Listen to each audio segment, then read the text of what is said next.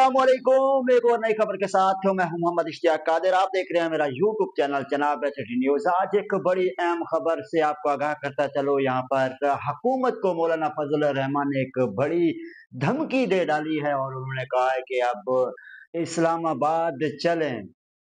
मौलाना फजल रहमान का मजीद कहना था कि आप इस्लामाबाद की तैयारी करें। और दूसरी जानब जमात उलमा इस्लाम के सरबराह मौलाना फजल रहमान का कहना था सी पैक रूट आपके लिए है और आप इस्लामाबाद जाने की तैयारी करें।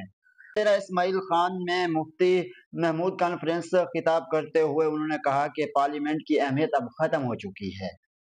और दूसरी जानब आपको बताता चलो, मुफ्ती महमूद कॉन्फ्रेंस से खिताब करते हुए उन्होंने कहा कि पार्लियामेंट की अहमियत अब खत्म हो चुकी है, हम अवाम की जमहूरियत के कायल हैं और 2024 के इलेक्शन धांधली और ज्यादा था, चोरी का मैंडेट कबूल नहीं है। ये बिल्कुल सबको पता है कि क्या हुआ था 2024 के इलेक्शन में। और मौलाना फजल रहमान का मजीद कहना था कि 2018 में भी मैंडेट चोरी हुआ था और उस इलेक्शन को भी कभी नहीं माना हमने। और जमहूरियत की सियासत करनी है तो हमारी सियासत गालम गलोच और बदतमीजी की सियासत नहीं होगी। और मौलाना फजल रहमान का मजीद कहना था कि फलस्तीनियों पर जुल्म ढाए गए, उन्हें भूखा मारा गया।